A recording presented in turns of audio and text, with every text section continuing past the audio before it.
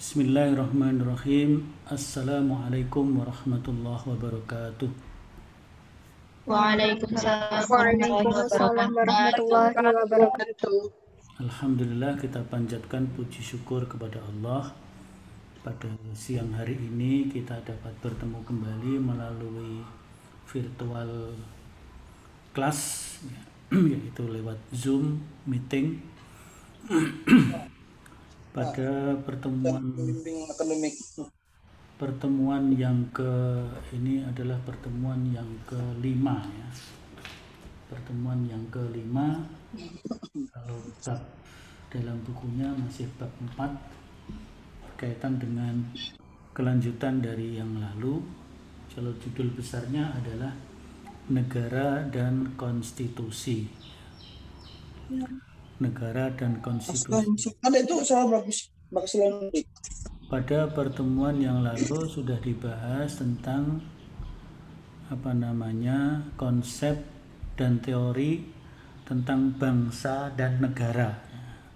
Apa itu bangsa atau apa itu negara? Insya Allah sudah kalian pelajari, sudah kalian baca, dan mungkin sudah Anda lihat dari berbagai teori, berbagai pandangan dari para ahli. Salah satunya yang sering kita dengarkan, kita cermati, yaitu kuliah secara online yang diberikan oleh Profesor Dr. Dasim Budimansah. Karena saya anggap kuliah beliau cukup bagus, sehingga banyak yang kita gunakan sebagai bahan belajar kita. Setelah kita mengetahui apa itu konsep bangsa dan negara, maka berikutnya adalah negara dan konstitusi.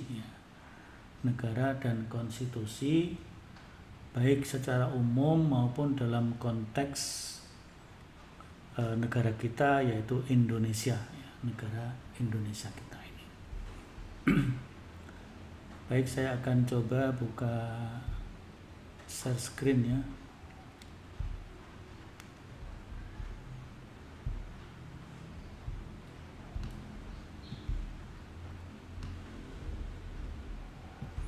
Meskipun ini tidak akan saya baca semuanya ya.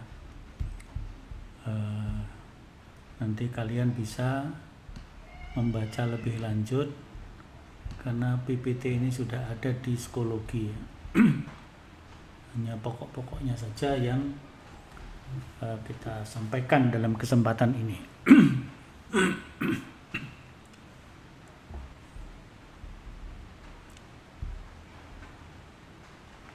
Nah, yang pertama tentang konsep konstitusi. Apa itu konstitusi?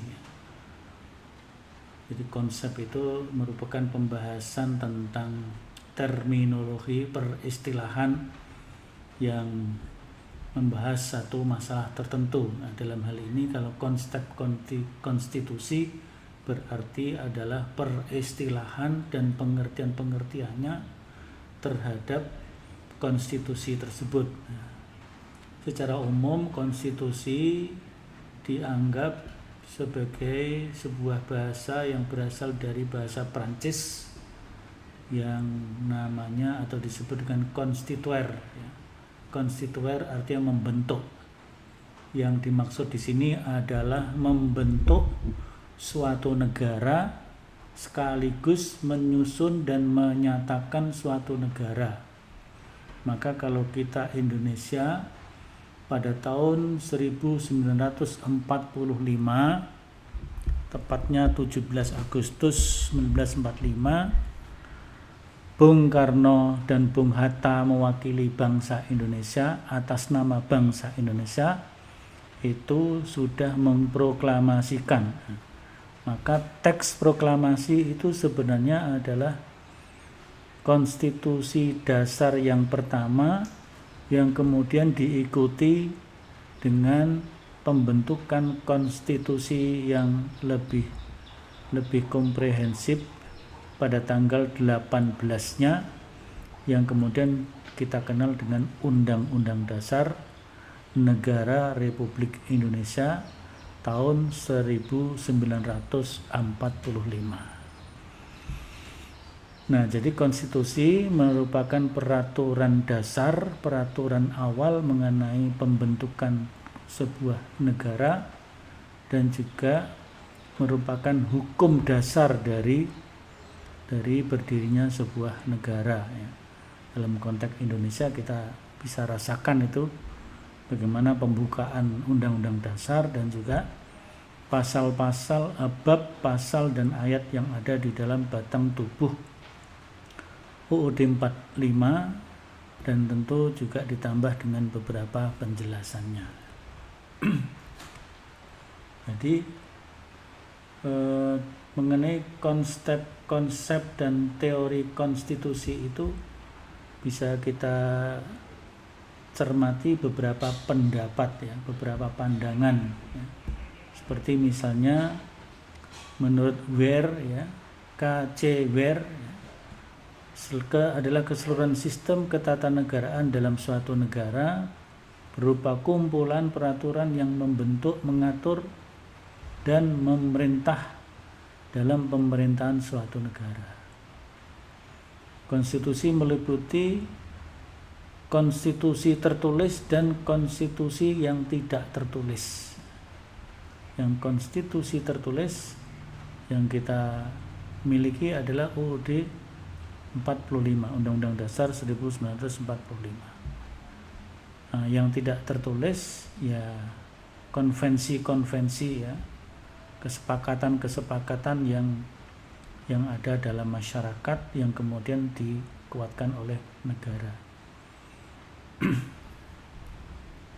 Muatan dari konstitusi di situ ada ya, kita pakai yang Pak Meriam Budiarjo ya, orang kita, bahwa Undang-Undang Dasar memuat antara lain ada bentuk organisasi negara. Misalnya dalam Undang-Undang Dasar 45 negara kita berbentuk republik, kemudian kekuasaan tertinggi di tangan rakyat ya, dan dilaksanakan, kalau Undang-Undang Dasar yang setelah diamandemen itu, kekuasaan tertinggi di tangan rakyat dan dilaksanakan berdasarkan undang-undang. Kalau UUD 45 yang asli, kekuasaan tertinggi di tangan rakyat dan dilaksanakan oleh Majelis Permusyawaratan Rakyat. Sekarang MPR, Majelis Permusyawaratan Rakyat, tidak lagi melaksanakan mandat rakyat ya, karena sekarang misalnya presiden itu dipilih langsung oleh rakyat. Kalau dulu presiden dipilih oleh MPR yang dipilih oleh rakyat, kemudian presiden dipilih oleh MPR berdasarkan mungkin usulan-usulan, masukan dari partai-partai atau dari MPR dan utusan daerah yang menjadi bagian dari MPR tersebut. Nah, kalau sekarang kekuasaan tertinggi di tangan rakyat, dilaksanakan sesuai undang-undang. Nah, undang-undangnya gimana? Undang-undangnya mengatur pilihan presiden secara langsung. Nah, inilah yang kemudian menjadi persoalan di sebagian rakyat, dan memang mereka memiliki memiliki dasar yang kuat ya. Karena dalam sila yang keempat itu berbunyi, kerakyatan yang dipimpin oleh hikmah, kebijaksanaan dalam permusyawaratan perwakilan. Ada permusyawaratan, ada perwakilan. Sementara sekarang presiden dipilih langsung, tidak melalui perwakilan. Nah, itulah yang menjadi masalah. Nah, itu sudah terjadi. Mudah-mudahan nanti ada kekuatan baru ada pemikiran baru yang bisa mengembalikan kepada prinsip-prinsip dasar yang ada di dalam Pancasila.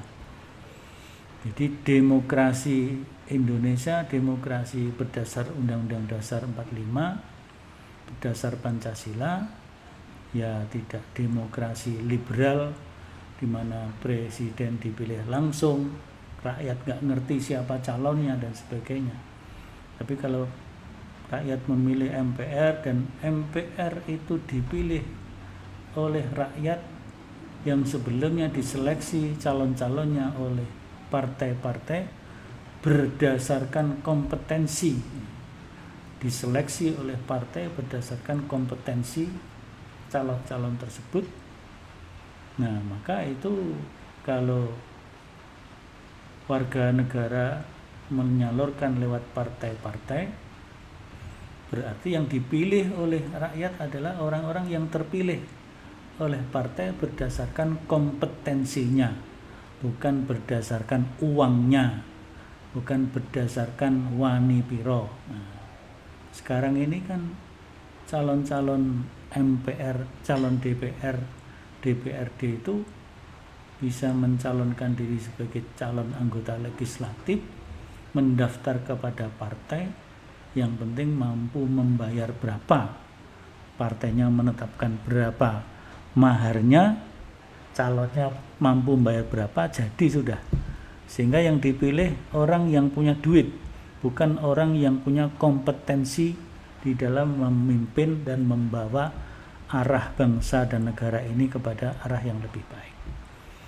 Nah, itu lagi juga berbeda, bahkan bertentangan, menyimpang dari prinsip-prinsip nilai politik dan moral Pancasila.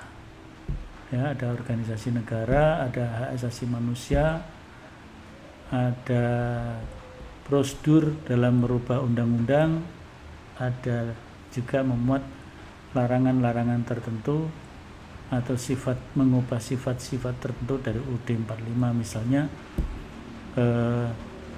Yang kita sepakati sekarang ini, pembukaan Undang-Undang Dasar 45 tidak boleh diamandemen, tidak dirubah. Tapi pasal-pasal yang lain, pasal-pasal tertentu bisa dilakukan perubahan berdasarkan kesepakatan yang ada. Tetapi seharusnya perubahan itu tidak boleh bertentangan dengan prinsip-prinsip pokok yang abadi, yaitu pembukaan Undang-Undang Dasar 45 yang di dalamnya ada 5 sila, 5 dasar pembentukan negara. Jadi di sana disebutkan negara berdasar pertama ketuhanan yang Maha Esa, kemanusiaan sampai keadilan sosial. Itu harusnya diperhatikan betul dalam merubah undang-undang dasar, mengamandemen, atau juga menyusun undang-undang yang ada di bawahnya. Ini secara kalau dibuat bahkan konstitusi itu muatannya seperti ini ya. Kumpulan kaidah-kaidah, suatu dokumen tentang pembagian tugas, suatu deskripsi tentang lembaga-lembaga negara, suatu deskripsi tentang perlindungan hak asasi manusia. Tentu ada rincian-rincian yang lain seperti identitas negara, di sana ada lambang negara dan seterusnya. Fungsi konstitusi nanti silahkan dibaca lebih lanjut ya.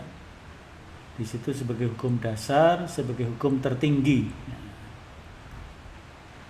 Kemudian fungsi konstitusi yang lain sebagai penentu atau pembatas kekuasaan, pengatur hubungan kekuasaan antar organisasi negara, organ-organ negara, lembaga-lembaga negara. Mengatur hubungan kekuasaan antar organ tadi, termasuk juga dengan warga negara. Seterusnya, fungsi simbolik sebagai sarana pemersatu. Nah, di sana maka di dalam konstitusi itu ada pasal tentang lambang negara, ya, lambang negara sebagai sebuah identitas yang itu sekaligus nomor satu. Bahasa juga, ya, ada bahasa, dulu sudah kita bahas dalam identitas nasional. Nah, tujuan dibentuknya konstitusi tentu memberi batasan, pengawasan, arah, ya. Ya, misalnya sekarang ini Undang-Undang Dasar kita setelah diamandemen 4 kali mengatur, membatasi bahwa presiden itu hanya bisa menjabat 2 periode dan 1 periode adalah 5 tahun.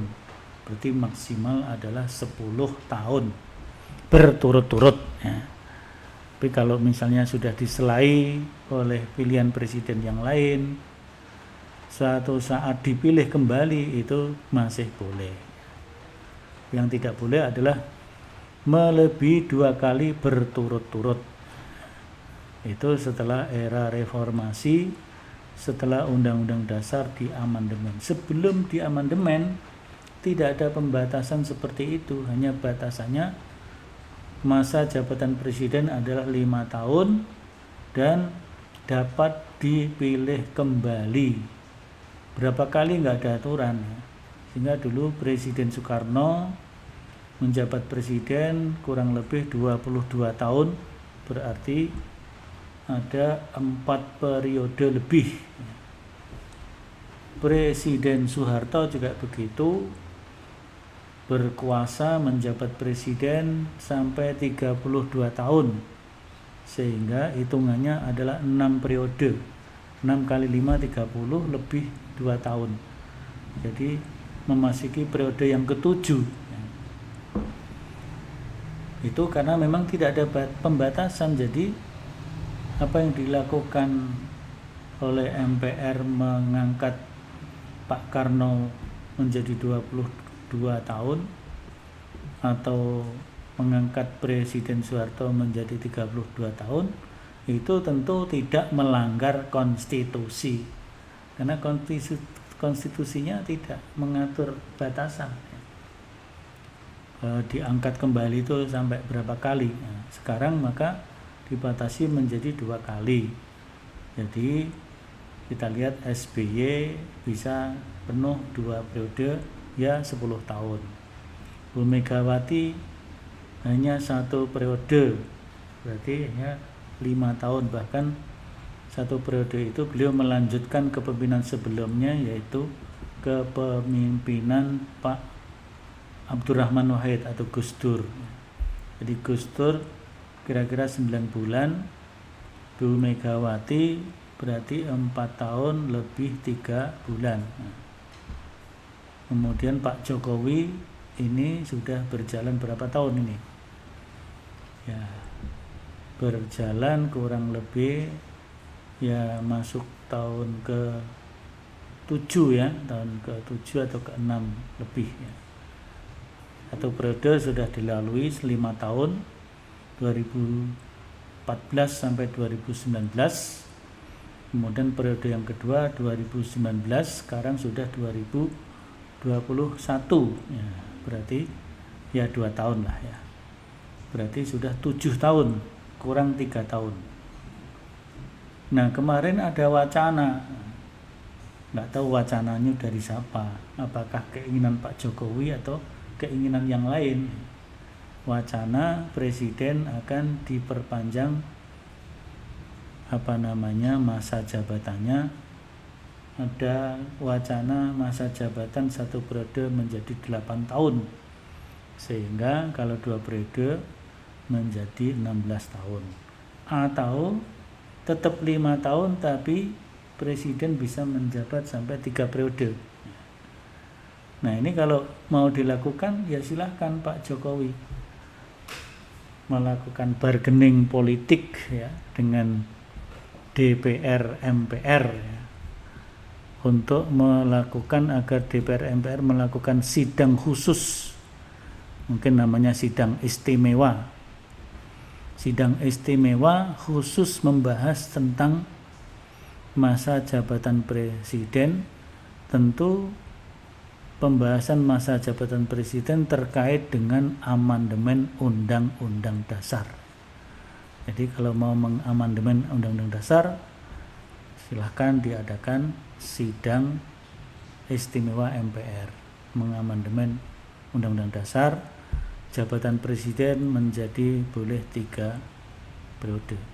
Atau sidang istimewa tidak mengamandemen tapi menyatakan kembali kepada Undang-Undang Dasar 1945 yang asli. Nah, kalau kembali kepada yang asli, Pak Jokowi tidak hanya boleh 3 periode tapi boleh berperiode selama beliau masih sehat dan berakal sehat, bisa mimpin negara, kira-kira begitu. Nah, sekarang konstitusi yang ada di Indonesia,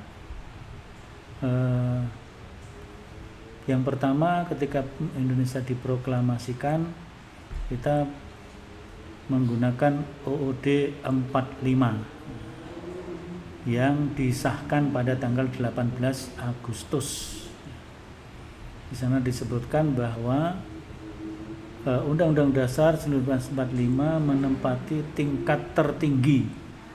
Menurut jenjang norma hukum, UUD 45 merupakan kelompok Staat Grand Gezet, ini bahasa Belanda ya. Aturan dasar pokok negara yang berada di bawah Pancasila sebagai ground norma dasar. Nah, itu ya. Jadi itu sudah bisa kita lihat hubungan antara negara dan konstitusi ya.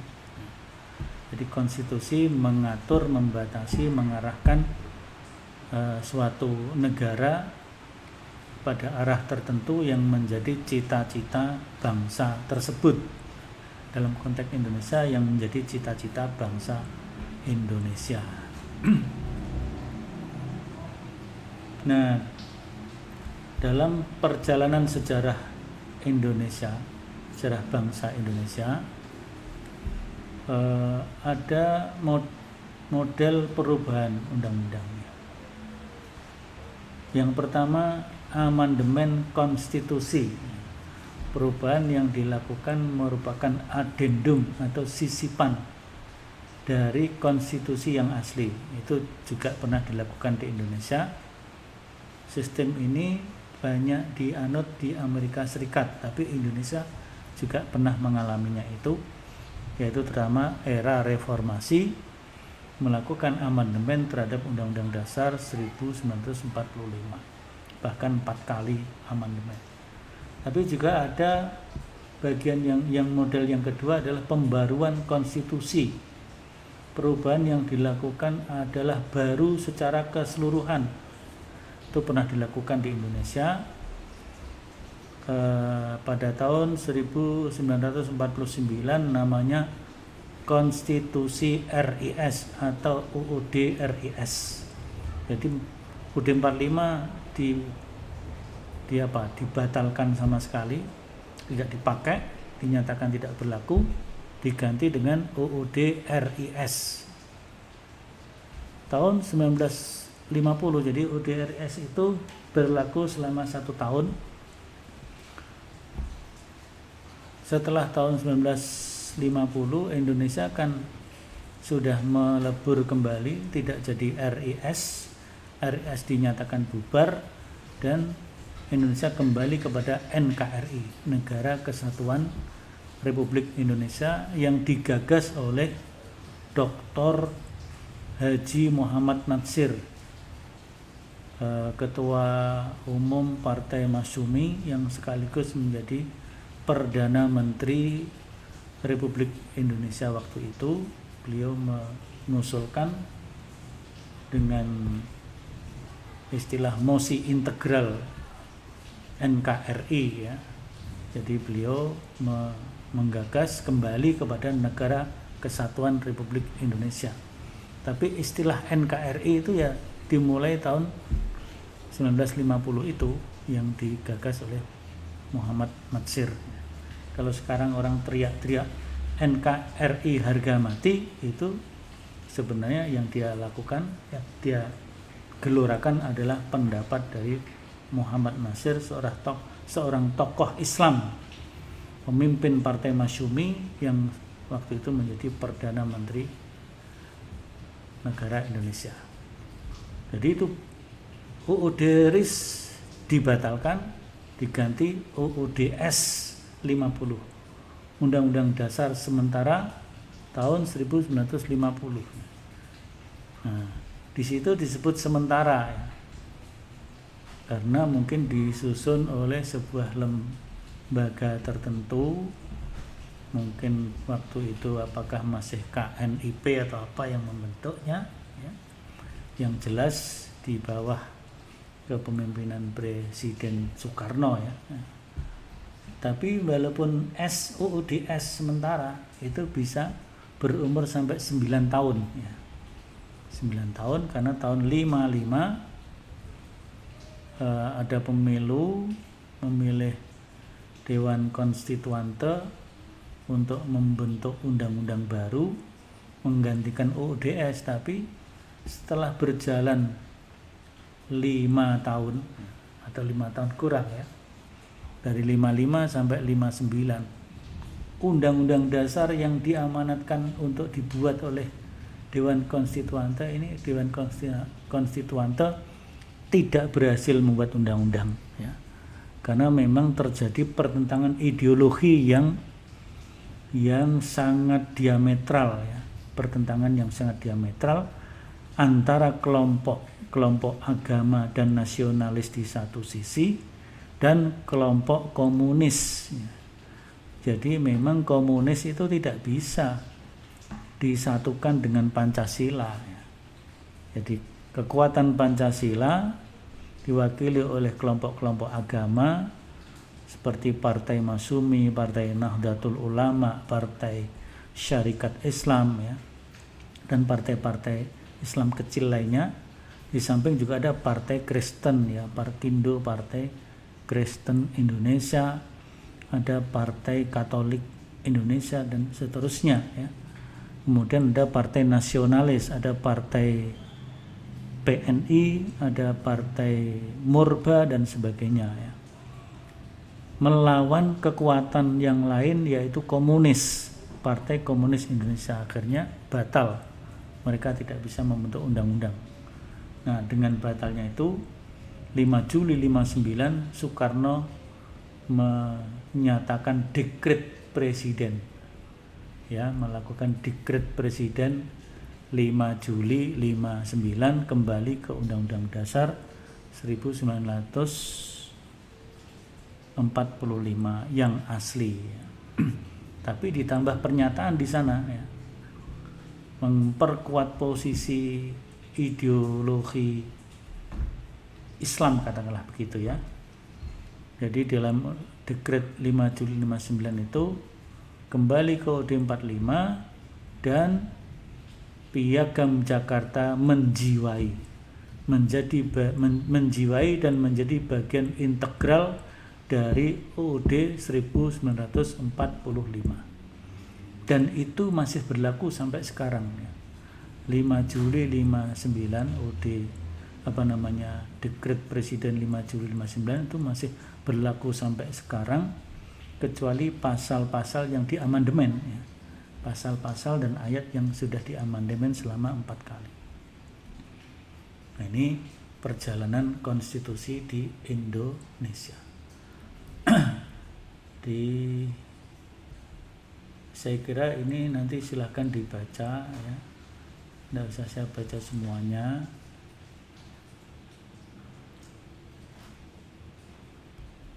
Yang jelas Undang-Undang Dasar atau konstitusi itu memiliki kaitan yang sangat erat dengan berdirinya sebuah negara. Jadi semua negara pasti memiliki undang-undang dasar. Ini kilas balik sejarah. Kalau kita melihat konstitusi yang pernah berlaku di Indonesia, Jadi ini 18 Agustus 45 sampai 27 Desember 1949. Undang-undang dasarnya adalah Undang-Undang Dasar 1945. Undang-Undang Dasar ini kurang kata 45 ya. Kemudian 27 Desember sampai 17 Agustus 50 UUD RIS atau Konstitusi RIS. Kemudian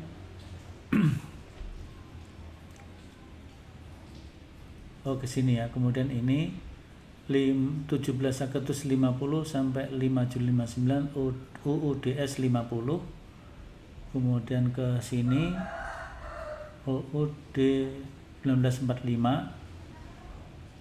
yaitu pasca dekret presiden ya.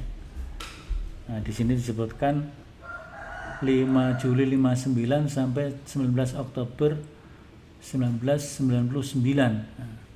Nah, ini sebenarnya tidak seperti itu mestinya. Ini harus kita lakukan perubahan ini. Ini saya mengutip dari Pak Darji Darmotiharjo ya. Jadi sebenarnya dekret 5 Juli 59 itu berlaku sampai sekarang ya.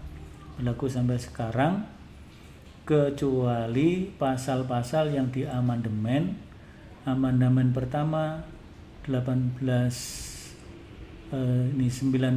Oktober 1199 ya, zaman Ketua MPR-nya Pak Amin Rais ya. Kemudian amandemen yang berikutnya tahun 2000 sampai 2001 nah, itu juga masih pada masa kepemimpinan MPR Pak Amin Rais. Kemudian berikutnya pada masa kepemimpinan MPR-nya Pak Hidayat Nur Wahid ya. Jadi itu sebenarnya ini satu kesatuan ya, mulai 5 Juli sampai sekarang ini satu kesatuan harusnya, bahwa Undang-Undang Dasar 1945 dan Piagam Jakarta menjiwai serta menjadi bagian integral itu adalah satu proses yang masih berlaku sampai sekarang, kecuali pasal-pasal tertentu yang diamandemen selama 4 kali selama era reformasi. Ini saya kira hal-hal yang pokok, tapi kemudian ada satu materi yang silahkan nanti Anda cermati di laman psikologi ya. Di laman psikologi di mana di sini ya.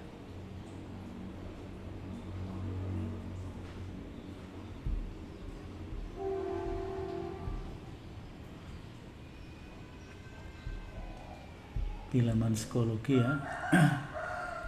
Itu ada kuliahnya tadi yang sudah saya sebut ya. Video kuliah ini adalah kuliahnya Pak Profesor Dr. Dasim Budimansyah, silahkan ya. Kemudian kalau yang ini adalah hubungan UUD 45 dengan peraturan-peraturan yang ada di bawahnya. Yang artinya di sini undang-undang dan peraturan-peraturan yang ada di bawahnya harus selaras dengan UUD 1945, tidak boleh menyimpang atau bertentangan. Fenomena pada era tahun 2014 sampai 2019 mungkin belum banyak terjadi, meskipun sebenarnya awal reformasi sudah mulai terjadi penyimpangan itu ya, pemilihan langsung presiden secara langsung itu. Kemudian pada era Presiden Jokowi yang kedua mulai tahun 2019 ya, mulai terasa ya, muncul undang-undang peraturan presiden yang agak berbeda. Ini bahasa halusnya, bahasa tegasnya bertentangan dengan Undang-Undang Dasar 1945 atau Pancasila. Misalnya kemarin ada RUU HIP, haluan ideologi Pancasila, yang tidak menyebutkan tentang larangan paham komunis, ya. Larangan paham komunis. Itu tentu bertentangan dengan peraturan yang lebih tinggi, yaitu TAP MPR atau TAP MPR dan TAP MPRS yang berkaitan dengan itu. Kemudian juga undang-undang yang kemudian sekarang sudah disahkan, yaitu Undang-Undang Omnibus Law. Omnibus Law ini juga ada poin-poin peraturan perundang-undangan yang oleh para ahli hukum, termasuk hukum tata negara, dipandang memiliki aspek-aspek yang bertentangan dengan Pancasila dan Undang-Undang Dasar 45, sehingga masih terus dipersoalkan sampai sekarang, meskipun sudah disahkan. Ya, rencana memang ada yang akan melakukan judicial review kepada Mahkamah Konstitusi, tetapi agak gamang karena posisi Mahkamah Konstitusi, apakah dia betul-betul bisa independen atau tidak. Kalau bisa independen, ya ada optimisme untuk melakukan judicial review kepada Mahkamah Konstitusi. Tapi kalau Mahkamah Konstitusi tidak independen, memiliki keterkaitan dengan kepentingan politik tertentu, ya agak susah mengadakan judicial review. Ini barangkali poin-poin penting untuk hari ini.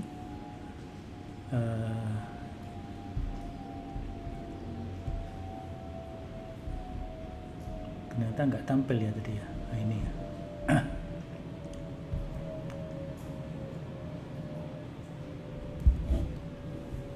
Ini tampil nggak ini? Psikologinya tampil nggak? Tampil, Ustaz. Tampil ya. Oh, ya. Baik. Jadi itu presensi udah ada di sini untuk sore hari ini. Saya cukupkan. Tetapi barangkali ada yang mau bertanya, kami persilahkan. Saya persilahkan.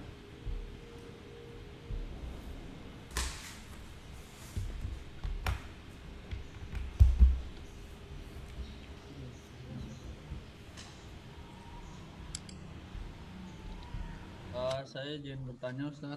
Ya, silakan. Apakah yang terjadi di Indonesia itu ketika perubahan undang-undang RUU KUHP ya, itu apakah terjadi di saat melakukan amandemen yang sekarang ini ditolak oleh Konstitusi Nasional? Itu, Ustaz. Terima kasih. Yang RUU KUHP kan belum jadi toh. Apakah membahayakan masyarakat maksudnya? Jadi yang sudah disahkan betul itu adalah Omnibus Law, ya, Omnibus Law. Kemudian yang HIP juga tidak jadi disahkan atau dibahas, dihentikan pembahasannya. Apakah itu bersifat sementara atau seterusnya, itu masih dicurigai oleh ya terutama kekuatan-kekuatan umat Islam ya, karena HIP itu, haluan ideologi Pancasila itu, yang paling bereaksi adalah kelompok-kelompok agama, terutama kelompok Islam, karena RUU HIP itu merupakan jalan yang lempang bagi bangkitnya kembali komunisme di Indonesia. Kalau HIP itu disahkan dengan konsideran-konsideran yang tidak memasukkan pasal-pasal tentang larangan paham komunis dan pembubaran partai komunis, maka bisa jadi PKI akan hidup dengan bebas. Kalau mereka hidup dengan bebas di alam bebas, maka mereka akan melakukan penyunatan sampai kepada penghapusan ideologi Pancasila. Kalau ideologi Pancasila diberangus begitu rupa, maka agama juga akan diberangus. Kalau agama diberangus, ya kita nggak tahu masa depan prodi ilmu Al-Quran dan tafsir kan gitu kan, termasuk juga lembaga besarnya Muhammadiyah, Nahdlatul Ulama dan sebagainya. Itu ya alhamdulillah masih bisa dibendung RUU HIP, sedangkan juga RUU KUHP juga masih banyak masalah ya. Karena dulu keinginan pada masa kepemimpinan Presiden SBY yang pertama, kita ingin menegakkan hukum-hukum kepidanaan di Indonesia yang betul-betul bersumber dari nilai-nilai budaya dan nilai-nilai agama yang dianut oleh bangsa Indonesia, bukan nilai-nilai yang dirintis dikembangkan oleh Belanda. Karena KUHP yang sekarang ini adalah KUHP yang bersumber dari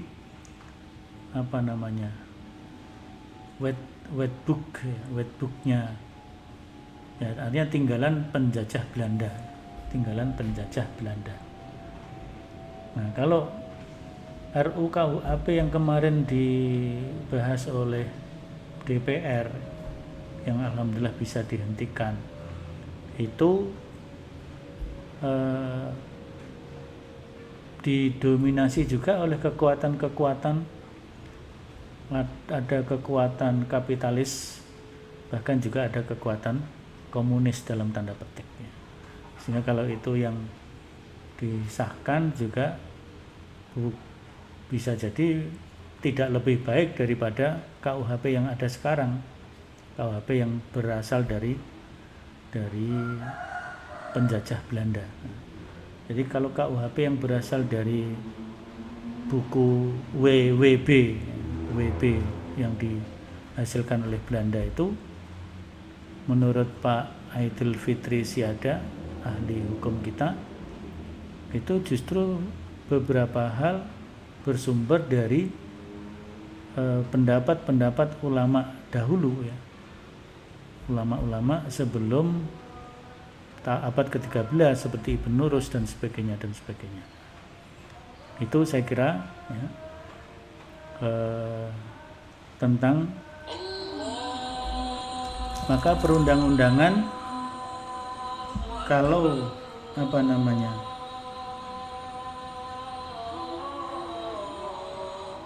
kalau Indonesia mau menyusun KUHP tentu akan lebih bagus kalau menyerap nilai-nilai agama, mungkin Islam, mungkin Kristen, Hindu, Buddha, nilai budaya, dan juga tentu nilai-nilai yang sudah ada di dalam Undang-Undang Dasar 1945, sehingga insya Allah tidak bertentangan, bahkan sejalan ya. Dan itu sesuai dengan hierarki tadi ya, hierarki perundang-undangan yang berlaku di Indonesia. Baik, saya kira begitu. Nah, kita akhiri di saat azan asar. Poin-poinnya insya Allah sudah kepegang. Yang penting selanjutnya nanti silakan Anda di samping di dalam buku Oh ya, bukunya Anda belum dapat ya, tapi kan ada beberapa buku PDF yang lain saya kira sama isinya. Jadi di video kuliah ini Pak Profesor Budimansyah memberikan uraian yang cukup bagus tentang ini nilai norma konstitusional UUD 45 terutama ya. Ya, itu di samping yang sudah saya sampaikan dan juga ada di dalam buku yang diterbitkan oleh Kemendikbud atau dulu masih Kemristekdikti. Untuk kuliah hari ini saya tidak memberikan tugas secara khusus dalam bentuk mengerjakan tugas tertentu. Tugasnya ya saudara silahkan mendalami materi yang ada, kemudian menyiapkan untuk yang akan datang. Kita akan membahas tentang demokrasi, konsep demokrasi. Di dalam demokrasi nanti ada civil society atau masyarakat madani, dan setelah itu kita atau sebelumnya mungkin ya kita akan mengadakan kuis tahap 1 ya, kuis tahap 1, nanti kuis tahap 2. Antara kuis 1 dan 2 menjadi bahan pokok dari ujian tengah semester UTS yang akan kita laksanakan UTS pas puasa Ramadan ya, pas puasa Ramadan. Saya kira begitu, kita cukupkan. Mari kita akhiri, kita tutup dengan membaca hamdalah. Alhamdulillahirabbil alamin. Dan saya akhiri, assalamualaikum warahmatullahi wabarakatuh. Waalaikumsalam warahmatullahi wabarakatuh. Wabarakatuh.